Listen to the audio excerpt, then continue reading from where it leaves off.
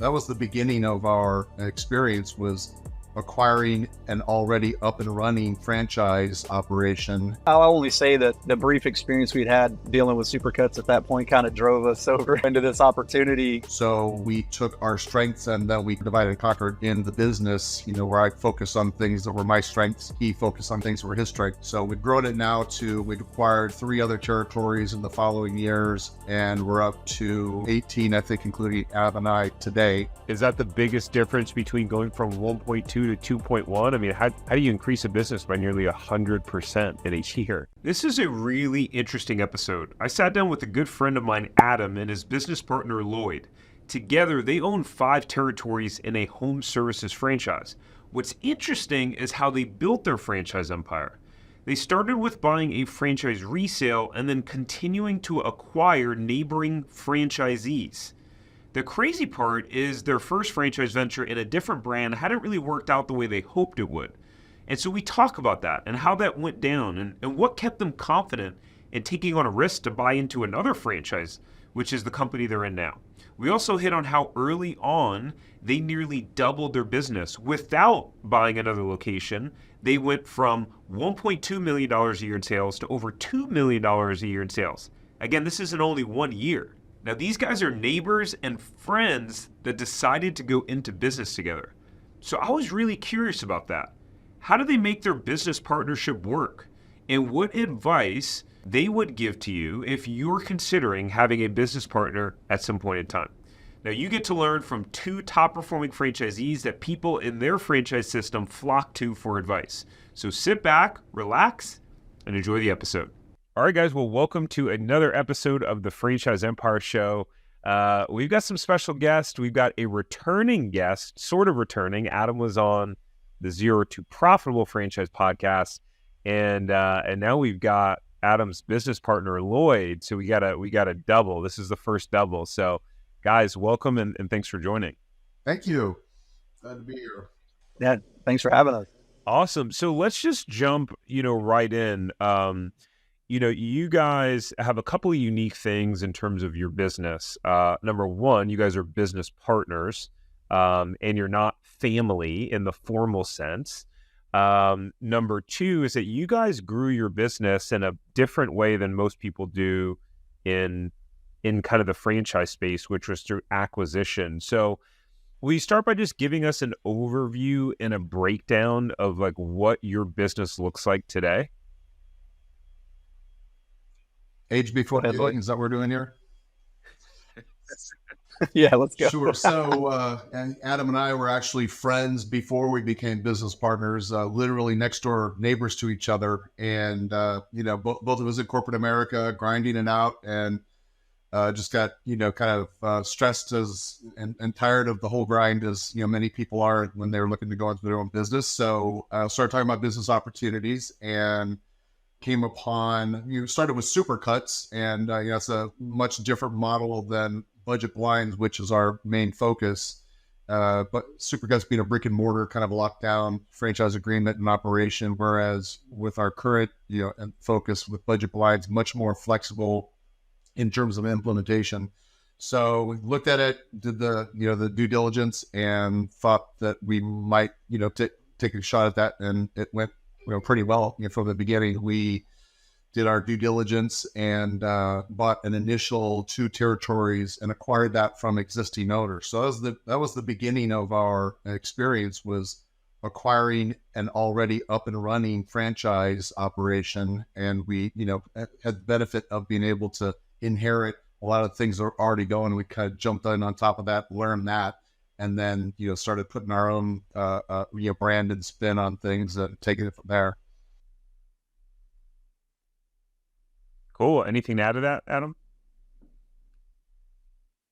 I mean, I'll only say that, the brief experience we'd had dealing with Supercuts at that point kind of drove us over into this opportunity. And that, Lloyd and I, as partners and friends and, prior neighbors, we definitely had some synergies amongst us to kind of sit down and look at this broad opportunity and put our heads together to figure out what was the right answer. And there's always a little luck involved, but I think we definitely we put a lot of work into trying to get started on the right foot.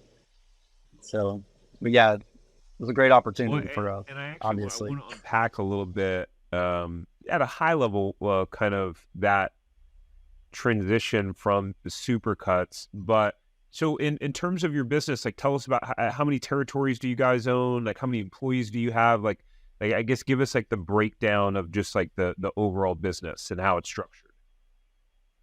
Well, we started with 2 territories, and this is back in 2015. We bought it from a couple who was running the business out of their home, garage for their warehouse, extra bedroom for their office kind of thing. Of course, Adam and I didn't want to work in each other's houses or garage, so we always knew that we were going to, take this and run with it. And so, we initially got a warehouse. We hired a lady, her name was Pam. She's the one that answered the phones and put orders in for us and set up appointments. Our intent was to learn the business by actually going out and doing it. So we initially went out and sold, and we installed, and and all that. As we started to get the hang of that, though, we started to then just kind of like Monopoly. You go around the, acquiring properties and putting houses on those properties kind of thing. So started hiring some installers, hiring some sales folks, and the great, I think Adam mentioned luck. The great lucky thing about us is we both came from a little bit of a different background. Adam was retail with O'Reilly Auto Parts, and I'm a retired Marine, and then I went into defense contracting, so I had a lot of contracts and operations management experience. So we took our strengths and then we conquered and divided and conquered in the business, where I focus on things that were my strengths. He focused on things that were his strengths. So it really turned out to be a really kind of a beautiful yin and yang approach to that. So we've grown it now we've acquired 3 other territories in the following years, and we're up to 18, I think, including Adam and I today. Adam, I'll pass it over to you, see if you have anything to add to that. No, I mean, the only thing I'll say is, because I don't really think we'll spend a lot of time on the supercuts, because that journey, even though we did do one acquisition, it was, and we learned from it. We may hit on that a little bit, but that was a little painful one. But our goal, our dream was really, it had to sustain. We're both doing pretty well in our careers, and so we both knew that whatever we did had to be able to sustain and grow from our foundation of what we were used to. And so our plan and dream, even with supercuts, our goal was to have multi units, which was one of the reasons we got out, because it was just saturated and very hard to expand in this market. And so, it just, budget blinds was just really the avenue for that. And so, going over to budget blinds, they're just, it was pretty obvious that there was a lot of acquisition growth opportunity for us, which is, totally came to fruition. But the main point is we kind of early on, we had to grow and be successful in that way in order to, feed 2 households. And so it was a little bit of we have to get this done right out of the gate kind of thing. Here's what's interesting to me is that the first venture was supercuts, right? And that didn't turn out how you thought it would. So what's interesting to me is that most people, if they have a venture that it's not producing what they wanted or thought it was, I mean, most people get trigger shy after that.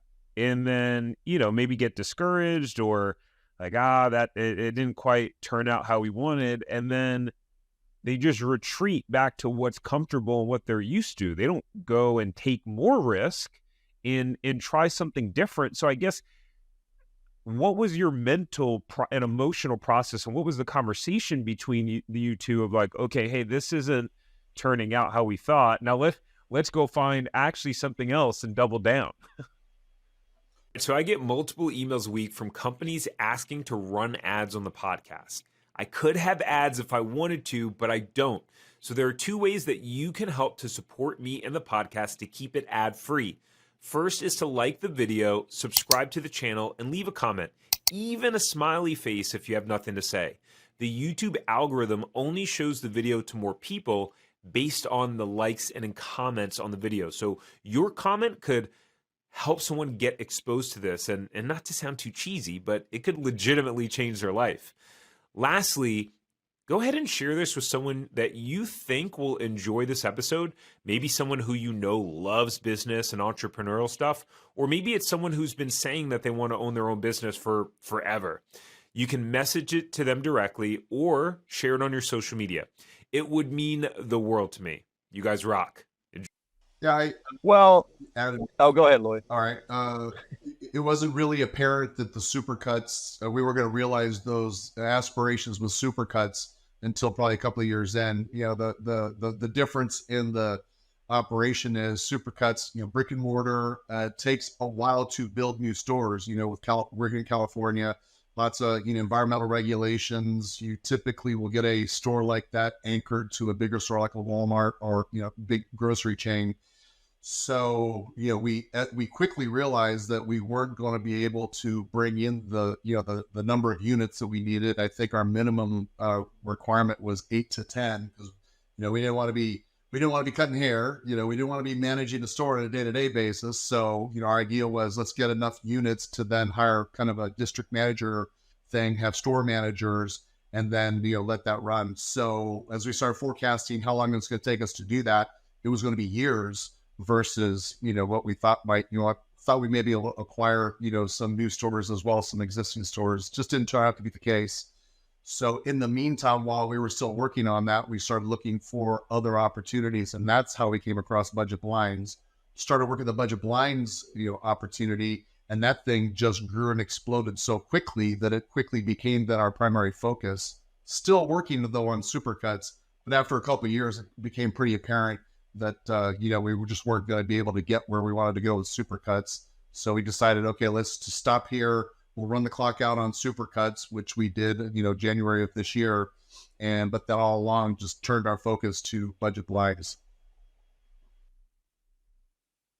Yeah, cool. And so Adam, I remember when we were, and how we met was that my store was right next to you guys' Supercuts, which was cool, experiencing all that kind of journey together, or maybe not cool, of building in a I don't know. A lot of those conversations were about things that were not happening the way we wanted them to happen. Oh yeah, I remember us both standing outside of the building, like, oh man, we're waiting on the shopping center to get their fire permits. Like, we're ready to go. We're ready to open. We're just waiting. That was one of the interesting things about building in a brand new shopping center. But yeah, I remember you telling me at that point, Adam, about how you guys had, owned some budget blinds and how you were growing the sales. And so tell us a little bit, when you bought those first two acquisitions, what type of sales were they doing, like, per territory when you bought it? And what was your mindset going into that acquisition? Did you know you'd be able to have the type of growth in terms of increasing the per unit growth? So, did we know? I mean, nothing's definite, right? I think we went in and we did kind of the evaluation on everything that we got from, because it was sold by a broker. Of course, everybody's going to tell you that's trying to sell it that the sky's the limit, right?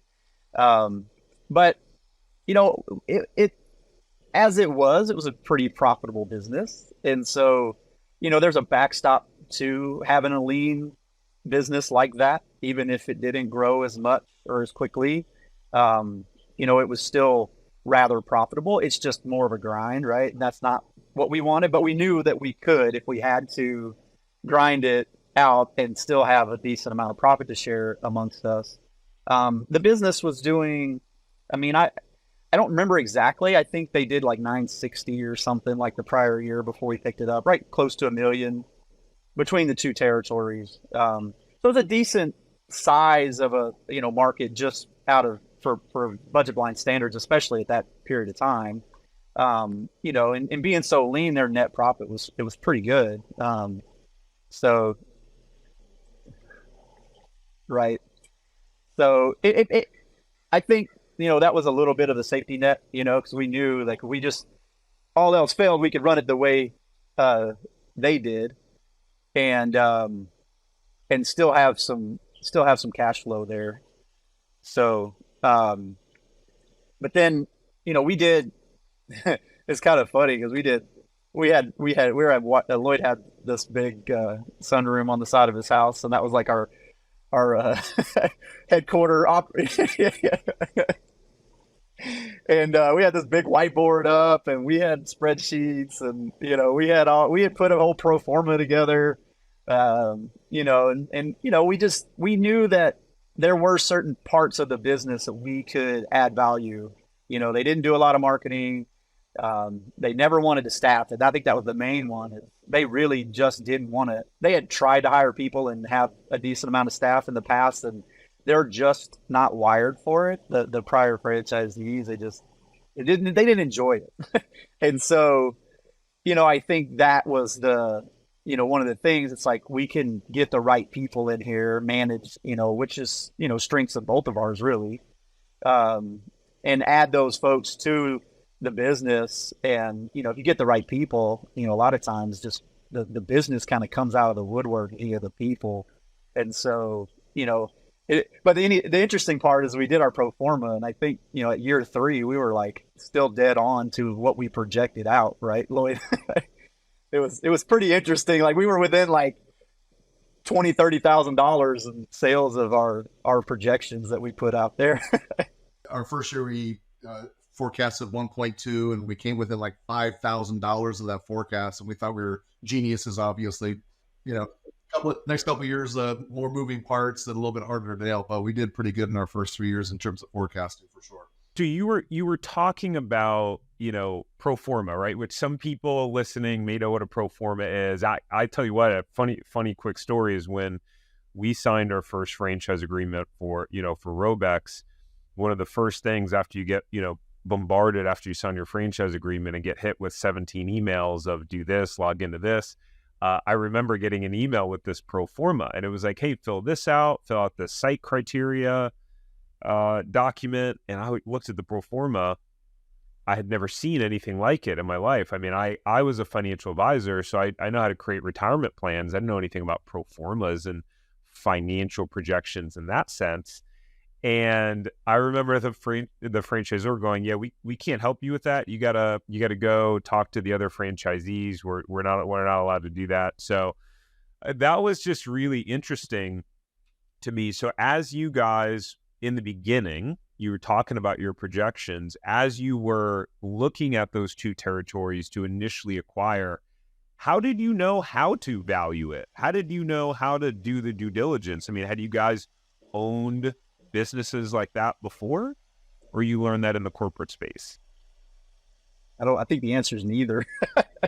I mean, I think it's the Google everything and just hope that what you're reading is right, and try to aggregate as much data as you possibly can. I mean, I think that, you know, I know we both had experience with P&Ls and whatnot. We were both running pretty decent size operations. And so the expense side of things, you know, I had, you know, up to, you know, a couple hundred stores at one point. So I'm reading P&Ls every month. And so you start to kind of understand trends and opportunities and all that on the financial side. But, you know, as far as like building a pro forma, you know, I had a whole finance department that did all the work. I never did anything like that. I think it's kind of the same answer with Lloyd. You know, I think we just went out and tried to find as much information as we could to make sure that what the broker was telling us, that the valuation was about right, you know, and that, you know, what we were putting out there for, you know, the incremental gains was reasonable. And, you know, so it was just go out and study and try to find as much information as you could, you know. And then today, I think there's even more information if you want to go out and look for it. You know, there's a lot more resources just in this period of time than there was even then. So, and Lloyd, you may have more to add to that, but I think it was just us just going out and trying to do our own research. Really, it was like we were kind of trailblazing. We didn't really have a lot of support. We were on the other side, right? Everybody else was, I won't say they were they're like against us. They've got their own motives, and we're kind of over here on an island having to figure things out on our own, right? They're the educated side, like the brokers and the other the previous owners and corporate and everybody else. They know a lot of the details, and of course they're not going to tell you everything, right? So anyway, Yeah, Lloyd. yeah. The only thing I'll add is, it helps to have a pretty rich Excel, skill set. So, and then, a real, I'd say attention to detail, but, anal retentive might be the better word. You get, yeah, I'm the Excel, nutcase, but, you get, P&Ls, you get tax returns. You can start making assumptions. I mean, we got down to the weeds in terms of how much gas would we be spending on the road every day, those kind of things, mapping out the territory. So we spent weeks kind of going through all that to make sure we really understood at least the expense side of the business. And then we took a look at their revenue performance, kind of a 3-year trending kind of thing, and kind of made some assumptions there. And then we were able to also in that Excel spreadsheet do some scenario based kind of thing. Okay, well, if the revenue's this, what's the break even, those kinds of things. So not tough stuff it's out there. Like Adam said, you could Google things and figure things out, but also just kind of roll up your sleeves. And if you've got enough of information, from the previous owners, you can get in there and start building your straw man, if you will. And I'll add one more thing too is, we're very conservative with everything we do. Like we will put in every potential thing that can happen. I mean, not to an extreme, but we're very conservative when we do forecasts and estimates like that, even from the beginning. And I think a lot of folks can get in trouble by just, assuming too many things and assuming everything's going to go right, and, putting in all the positive and optimistic side of things, which is again what the brokers and corporate and everybody's going to tell you. Like in a perfect scenario, this is the way it's going to go. You really have to make sure you're trying to envision all the hurdles. And then on top of that too, we knew like early on that if we wanted to grow to the scale we weren't going to recognize the profit that the prior owners were going to have, that we needed to invest within the first couple of years. And we knew that. Like we knew like we had to be financially well enough that we might not make anything or minimal, cash flow for the first couple of years if we really want to see the goal that we're trying to get to, which is trying to grow and expand that business or this business. And, there's some investment in that. So you have to hold on to some of the cash or set it aside and use it for those growth opportunities. And whether that's just investing in people, vehicles, tools, other markets when they come available, you have to be able to be ready for those things that come up. And so it takes some financial discipline to do that. Yeah, it's an interesting point. I recently had a guy on the podcast who, over his career, he's owned almost 50 Dunkin' Donuts and like 15 Subways, and he's sold some of them off and owned some. And he talked about that too in the beginning, which was making the conscious decision to make less and have, a tighter profit margin, but to put the right infrastructure in place for the business for the long haul. And it's just interesting. So many people are so short-term focused in terms of, well, I want to replace my income in year one, or, and it's like, it's interesting because that short-term focus usually has the opposite, effect and impact. And those are the people that 3-4 years down the road are stuck working in their business, not on their business, because they never invested in the people or the infrastructure, and they're kind of doing everything in their business. That first year, so you guys acquired those 2 territories, and then you said you got close to around 1.2 over that next year. So that would have been about a 20 to 25% annual growth. So what did that look like tactically? I mean, was that just from hiring new people, or like what was your tactical or strategic approach that you did to increase sales by 25%? That's significant. Enjoying the podcast episode so far. One of the most consistent things that we hear from people that reach out to us is that buying a franchise feels really confusing. There's so many options out there. It's a scary decision. They don't know how to vet or do the due diligence or really narrow down on the right franchise for them, and then they really feel alone in the process. You might be the only one in your family who's ever pursued buying a franchise or being an entrepreneur, or maybe you've tried to start a side hustle before, or other businesses like me. Like before franchising, I was not able to crack the code on entrepreneurship. I'd like to invite you to reach out and work with us. We've helped many clients buy franchises, get them profitable, or buy resale businesses that are thriving. I'm talking about highly profitable resales, great value. We've allowed many of our clients to actually quit their job right away and replace their income immediately. So if you want to work with me and my team on finding or buying a franchise, doing due diligence, vetting it, or resale, then go ahead and go to tarjohnson.com/consulting, and we're happy to see if we can help. All right, enjoy the rest of the episode. Well, the first year was just grinding away. I mean, we just worked together, you know, and we just really were just playing on each other's strengths. I mean, we were slowly building the team at that point, but we had made a lot of progress on that until really the end of that year, kind of going into the next year. So that was a lot of just us. What were you doing different? What were you doing different? Because I mean, the other owner could have grown it by 20, 25%, and they weren't. So what were you doing that led to that growth? I think one of the things was the folks we wanted from the owner was the sales person. So he was out there. He was a one man show going out there.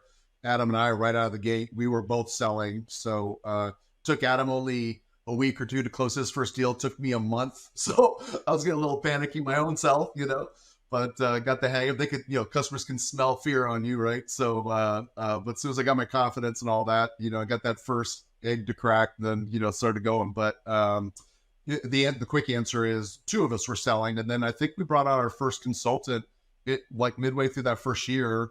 So there was some overlap there. And I was the first one to start tailing off on the sales side to start working on the other parts of the business, and basically the way we divided it is Adam was in charge of all the sales operations, and then I was in charge of the office and, office operations and all that. So that's how we kind of divided it. And then, bringing in the installers pretty quickly, and then got another installer later that year. So a little bit, kind of like, again, the monopoly thing, just going around the board and picking up properties and continuing to work. But the big deal was, that increase was because there was 2 and then 3 consultants out there selling against opportunities versus just the one that they had.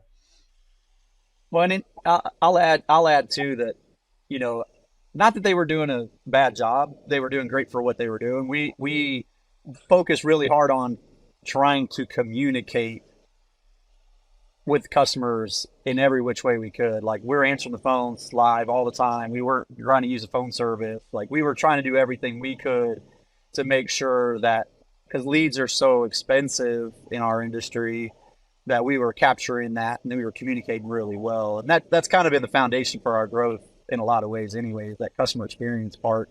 But just the ability to make sure we're capitalizing on the leads and people calling in without them taking extra steps to get back to them, I think helped grow rather quickly as well. So focusing on the admin side, the customer experience, really got us going pretty quick. Yeah. And did you guys both go full-time right away after the acquisition into the business? Yep. All in. I love it. That's amazing. So so year one, you buy those 2 territories, you grow it by about 20, 25%. Very exciting. That had to, I'm sure, feel like a little bit of a sense of relief. Although it's, I know, a roller coaster ride. How soon after that, or how long did it take for you guys to then make the next acquisition? And how'd you even find out about it? Did people approach you? Did you approach them? Like, what did that look like? And at what stage did that happen? So we started in 2015, really December. So 2016 was, for all intents and purposes, our first year. 2017, so we did 1.2 in 2016. We did 2.1 in 2017, and that was strictly just continuing to add pieces, in terms of consultants and installers, and then beef it The up. same two territories. Yeah, yep. 1.2 to 2.1 in the first 2 years with just the two territories.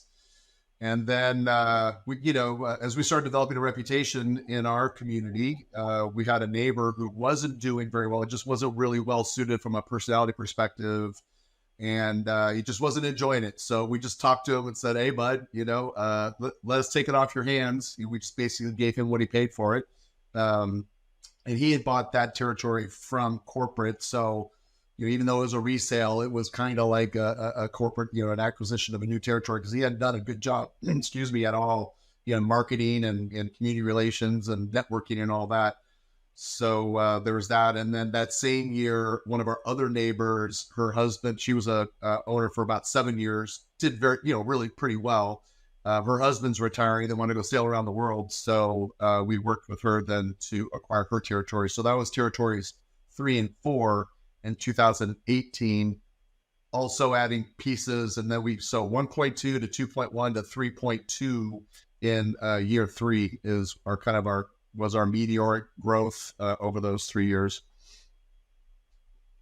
Wow, that's incredible. And so going from 1.2, it's basically you guys, and you're starting to add a sales consultant. And who's doing the installing at this point? Are you guys subbing it out? Are you guys doing it? Or in the very beginning when you first made the acquisitions? When did we bring on? We had our first installer when, Lloyd. I'm really bad at the timeline part. Lloyd's really good at it. Yeah, first quarter of 2000. So we added Pam was our first hire, to answer the phones, and then we brought on our first installer, Juan, first quarter of 2016. So pretty quickly. Again, we never intended to be full-time sales or installers, as we grew the business, but we did want to learn the business. So we were out installing and selling, and brought on Juan, and then Robert, our second installer, we brought him in like third quarter, fourth quarter of 2016. So that first year is when we added, a salesperson and then 2 installers. And then on 2017, another salesperson, and then it was kind of onesie twosie as we grew, as we were able to support, sales folks with leads. And then as well as once that volume comes in, then added the installers to make sure we're taking care of the volume is the growth through 17 and 18. So is that is that the biggest difference between going from 1.2 to 2.1? I mean, how do you increase a business by nearly 100% in a year? Marketing. Yeah, we paid a lot of attention. One of the things we paid attention to was review management. Previous owners weren't soliciting for reviews, wasn't paying attention to it. And frankly, between the two of us, the only knowledge gap that we had was marketing. Neither one of us had any marketing experience. So that was the hard thing to figure out. For example, our first year, we weren't even asking our customers how they heard about us. So we had no idea about lead sources until the second year when we started asking ourselves, well, is this thing that we're spending, we're doing a Valpak and money mailer, coupon-based, advertising in our first year, because that's what the previous owners did. And we couldn't answer the question in year 2, what the return on investment was on those things. So then, we got kind of maniacal and fanatical about asking our customers how they heard about us. Probably went overboard, how'd you hear about us? Oh, I got you on the internet. Well, we're on the internet with a Facebook, sort of, we probably annoyed them a little bit, but we started collecting that data, and then we started figuring out, okay, this advertising is good, this advertising is not good. And started paying a lot of attention to that and also reviews, asking for reviews, started building up our reviews. And to this day, our consultants going to people's homes, I read your reviews, I love your reviews, and that's why I called you, and that's why I'm going with you, kind of thing. So marketing to get those leads coming in, and then hire the consultants to attend to those leads, and then hire the installers to then tend to the sales from those consultants and those sales and those leads is kind of the logical flow there. And then from the beginning too, is we focused on making sure that we were able to keep the margins that we wanted to keep, that we weren't going to go out and be price conscious. So if you hold the margins, then your tickets are higher. which, also drives that number. We really focused on marketing and the experience and all of that versus discounting and eroding our margin to kind of grow the business. We did that from day one. We were like, we're going to keep these margins, and even if we can improve on them, we're going to improve on them. And so that was really helpful too, because we had a good baseline for that, and we just decided there's all these other ways we can acquire the business and we can do a good job. I mean, I just looked at our Google reviews, and right now we're at 689, and we're at 5 stars. And it's a beautiful thing, because there's days where I'll get 4 and 5 of them pop up on my phone, and these customers love our experience. They're very descriptive in their reviews, and it's very heartwarming, to see that come in every day, and it's not like they're going out of their way to talk. I mean, we get paragraphs, like who gets that, right? Who takes the time out of their day to review the experience? So it's very rewarding, and we know we're doing the right thing. But again, being able to hold that margin, hold that average ticket, that helped us grow in other ways versus just trying to like go out and discount to get more tickets and more opportunities at a lower margin. Yeah, and so what I'm hearing is that you knew your numbers. I mean, it's scary sometimes to talk to some of these entrepreneurs or franchise owners who they don't know their numbers. They don't know what their COGS are, or they don't know what their cost of labor is, or maybe they don't even have a a bookkeeper. They're just, no, I know how much money I'm making by how much is in the bank at the end of the month. I mean, these are things that people say, and I'm like, are you kidding me? That is the most absurd statement that I've ever heard. So it's like, you guys didn't grow to building this empire by accident. This was very intentional. These were conscious things that you were doing in order to grow the sales. And, something that I want to hit on, because Lloyd, you talked about, okay, we were able to then, nearly double the business through marketing. I think one of the things that a lot of entrepreneurs struggle with is the fear associated with ramping up the marketing spend, right? Which is to go from, let's say, $2,000 a month to then saying, okay, we're going to dial it up to $3,000 or $4,000 a month. When they're able to finally start paying themselves kind of what they want, now they're going, okay, we're going to now dial it up. What was that? Did you guys experience that, or what was that like? And how quickly did you ramp up the scale of your marketing spend? We paid a lot of attention to leads coming in, customer experience, and we tried a few things that we finally settled on here recently. And so I was doing marketing originally, handed it off to Adam, a year or so ago. And again, it was, that was the thing that neither one of us knew. And I'm, just a little bit older than Adam. So I said, hey, Adam, this is something that you need to understand. And he got the basics of it, but like getting in and, turning the wrenches on the marketing. So it's been a great experience for both of us to understand, the ins and outs of marketing and like really down to the weeds. But anyway, we paid a lot of attention to lead flow and, what the customer experience would be like with a load of 3 appointments per day, 4 appointments, etc. And, we watched as the weeks and months went by. Sometimes we have a really busy season. If we were down a consultant, for example, well, they're loaded up with 4 and 5 consultations a day, and you could see the quality, the issues that would pop up, that you could see a little dip in the customer experience in terms of just the issues, mismeasures, those kinds of things that happen because they're frantic trying to get from one appointment to the other. So, Adam recently, to his credit, said, hey, let's do it. The baseline is 3 appointments per day. And that would give our consultants plenty of time to do the consultations, give a quality, quote, do the good follow-ups and all that. And that seems to be the sweet spot for this business and for our folks there. And then, watching the leads come in, how many leads do we need to feed consultants 3 appointments per day times 5 days per week? And it really just, turns into a math problem, really.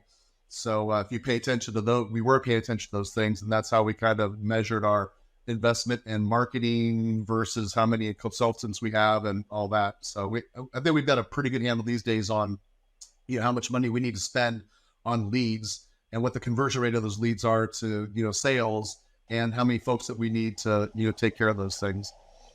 Well, the one thing, I feel like marketing is increasingly important. I think, that grassroots thing it's worked for a long time, but now everybody knows how to go look on their phone and get information. And, it's more habitual for people to go do their research on their phone. And so when you're doing that, you need to be very prevalent in that space. And I think with consolidation and everything, like the franchise space is a good place to be. A lot of the mom and pop side, I think that those markets are shrinking, and obviously there's corporate that's expanding, and then there's franchise that's kind of the in between. And it's just a marketing game at that point. But the big thing is, and I think, it's marketing. It's really an investment and not an expense, as long as you track and you have the data. Right. You have to know what your return on investment is for each of the avenues, and you have to go in, and it's an ever evolving thing. You have to be involved in it. The algorithms are constantly changing. People are, your competitors will come in and put more money in, and it changes your ad spend. And so it's an ever evolving target. We will move platform to platform and just move money from platform to platform, just because we know we can get a better return on investment over here, at least for now, until that changes, and then we can go, over here. And so, but you have to understand the data, and you have to track it in order for it to be an investment and not an expense. And so that's the big thing that I really think that a lot of the folks that won't invest in the marketing and continue to do so they just think it's an expense, and it's not. Yeah. And I'll add to that, most franchise systems, they have a national advertising fund. You pay a certain amount every month to the corporate folks, and they take that money and they do national brand name recognition kind of advertising. That's what it is. When you send money up to, a franchisor, they're doing brand name recognition, kinds of marketing. You have to, as a local business owner, invest then, in addition to that, your own local area marketing, which is more lead generation marketing, right? And it took us a couple, 2-3 years to even understand that. We thought, well, hey, we're paying $1,000 a month per territory to our franchisor. Then we're waiting for the phones to ring. And that's what some franchisees do. And, the phone stops ringing for, whatever the reason is. And they're going, well, how come my advertising dollars aren't working? Well, that's because they're not investing in a local area marketing, for their community. And also making sure you're diversified, pay-per-click, paid social, print advertising, all these different avenues where you can kind of have a diversity of channels. And then, to Adam's point, being able to, take funds and switch them and increase here, maybe take a little bit back here, Yelp advertising, all those different kinds of marketing channels. But again, the most important thing is you got to invest in your local area marketing above and beyond whatever national ad funds that you're required to pay because of your franchise agreement. Yeah, it's really interesting how, I guess it's not interesting, I guess it's pretty obvious how important marketing is in the role of a business. And so many folks who are buying franchises, it's similar to, as you were saying, they don't know anything about marketing. They're coming from the corporate world. And it's really, I talk about it with some of our folks in our system, of that it's sales and marketing is the number one most important skill that you need to learn first in your business, because you, as the owner, have to be able to produce revenue and sales, because then how are you going to hire people to take yourself out of the business? So the first step is always more sales, right? And then when you have more sales, guess what? You can then afford to hire other people, and then eventually you can take yourself out of it. But what you guys are saying are just really just reinforcing that. Now, I'd love to pivot to, so we talked about this a little bit before we started recording, but do you guys think if you had done it alone that you'd be able to have had the success that you had? Like, if you had not joined forces? Definitely not. No. How do you think that, like, that's impacted you guys as you've grown the business? Like, what do you feel like have been the like the specific advantages of like having a partner that you can trust? I'll let the beauty before age on this question. You know, like, right, we've changed roles as times went by, you know, but we're both able to just gravitate to the things we enjoy doing and that we are good at, and it's and that's probably one of the biggest things. It's like, you know, you get into this, you know, your dream is to go do the thing that you love and have freedom and flexibility, right? And to be able to hire on your, you know, weaknesses in a way. Well, we get to complement each other's strengths and then, you know, offset each other's weaknesses. And so it's you know, it takes the right combination, I think, of strengths and weaknesses for the things to work. You know, having, you know, the same strengths. You know, I see a lot of partnerships where it's like they're kind of the same people, like they're buddies, and they're like the same personality with the same strengths and probably the same weaknesses, right? And so and that's not probably the best combination because you're not able to really divide and conquer. You're just kind of stepping on each other. But we just have this level of trust where we know we're both out there doing the right thing in the best interest. And then we just come together and we talk about it and we kind of update each other and then we go back after it again. And it's a beautiful thing. And I mean, trust really is the key to it. Is like, I know, you know, he can go off and make decisions and I don't have no ego about it, and, you know, vice versa. And, you know, it's really, it's just, I don't know, it's a beautiful thing. Yeah, you know, the perfect example Adam was talking about earlier about a focus on margin. Well, he came from, you know, retail where, you know, margins are slim on, you know, oil filters and all the different little parts and, you know, such that he's focused on. I didn't have that. I was in, you know, defense contracting. We had, you know, $100 million contracts and people and doing services and software development and testing. So I never really worried about margins on individual items. And, you know, not that it's, you know, not that it's a perfect thing. I was a little nervous. Like, he's like, hey, we need to hold our margins. Like, we're going to lose sales. We need to hold the margins, you know, so those kinds of things, again, you know, we rely on each other's strengths. And I think we're very lucky, you know, in terms of the skill sets that we both, he came from retail. I came from, you know, operations, and we were able to, again, put that together, kind of a yin and yang thing. And then, you know, doing the things you love. What I really enjoyed marketing, and, you know, I still think that's probably one of the funnest aspects of the business, because it's just interesting and you can get, you know, put some dollars here and see what happens over here, kind of thing. And but, you know, again, for the sake of the business, and, you know, I'm 20 years older than Adam, so I'm going to be taking an exit ramp, you know, in some shape, form, or fashion sooner or later, and having him have that skill set, you know, and having the confidence that we both understand it now, and either one of us can, you know, jump in and take care of it. So, you know, making sure that you're focusing on the right things. And but again, back to the, you know, the trust thing. Yeah, we just trust each other and we think alike. You know, it's pretty amazing that we'll just see something and just instinctually and intuitively know that's what is important and this is what we need to focus on without even much discussion at all. So that's been another aspect of you know, how because of our, you know, relationship, how we've been so successful. Yeah. Yeah. And I mean, really, it in some sense, it was a risky move to partner up with your neighbor, right? I mean, like, if things go south, because you're right next door to each other.